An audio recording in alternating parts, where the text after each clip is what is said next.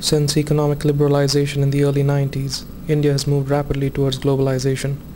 The shift has radically altered the lives and aspirations of urban India, but it has not touched India's rural two-thirds in the same way. ITC's eChowpal demonstrates the magnitude of the business opportunity while illustrating the social impact of bringing global resources, practices and remuneration to the Indian farmer.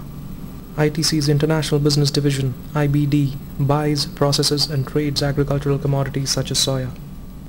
Tactically, IBD had an inadequate supply chain. Soya was sold by farmers in government-authorized market yards called mandis.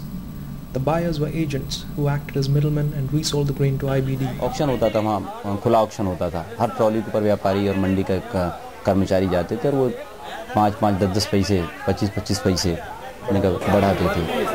बड़ी शर्म आती थी उस समय. भाई हमारी औकात, हम 50,000 या 25,000 का इसमें मान लेके आए हैं, ये 25 पैसे उस पर. तो हम लोगों को बड़ा गुस्सा भी आता था, लेकिन करें क्या, मजबूर थे उस समय. तो हमारे पास ऑप्शन तो उस समय था नहीं. ये हालत होती थी उस समय. और इसके बाद फिर व्यापारी अपने घर लेके गया. तुलाई आज भी मंडी, हमारी जो मंडी हमारे यहाँ लगती है उसमें तुलाई मंडी में नहीं होती. ऑक्शन हुआ, इसके बाद वो व्यापारी के घर पे ट्रॉली गया, वहाँ बैग्स भराएंगे और बैग्स भराने के बाद में फिर तुलाई होती थी वहाँ पे.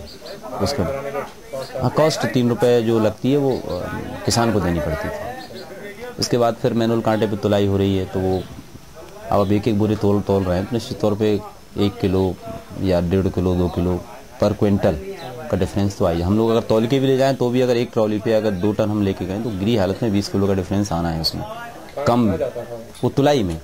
अब आप समझ सकते हैं कि कांटा, मैनुअल कांटा चल रहा है तो वो एकदम जैसा सोना तुलता है उस कंडीशन में तुलेगा नहीं. मैंने कहा ठीक है भाई, सोना थोड़ी है, ये तो चलता है, थोड़ा सा झटका लगा दिया. और बड़े परफेक्ट होते हैं हम माल, जो तुलावटी जो जिनको कहते हैं, तो थोड़ा सा झटका लगाया. वहाँ तो भीड़ लग रही है, 25 ट्रॉलियाँ खड़ी हैं. तो किसान सोच रहा है जितनी जल्दी फुर्सत हो चलता बने. तो इस तरह किसान को बहुत नुकसान होता था. तुलाई हो गई, इसके बाद पैसे के लिए बैठा है. तो 20,000 का माल हुआ, भी 5,000 रुपये ले जा, 8 दिन बाद आके ले जाना बाकी पैसा. ऐसे होता ही आज भी हो रहा है. ऐसा नहीं आज भी ऐसा हो रहा है. ये हालत होती थी पहले. The first leg of the solution is the eChowpal, a web-connected PC run by a local farmer called the Sanchalak. Here farmers can access the IBD rate along with the going rates at several nearby mandis, thus eliminating information asymmetry and allowing the farmer an empowered choice. The second leg of the solution is the IBD processing center, where the farmer delivers his produce.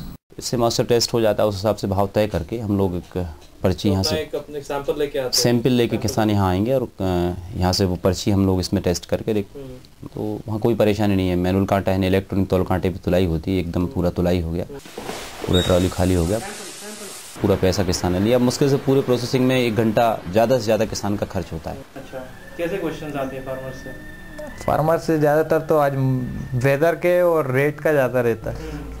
5-6 बजे किसान आ जाते हैं. मैं तो इसी room में सोता हूँ, तो सुबह 6 बजे मतलब किसान ही आके उठाता, मुझे घर वाले नहीं उठाते सर.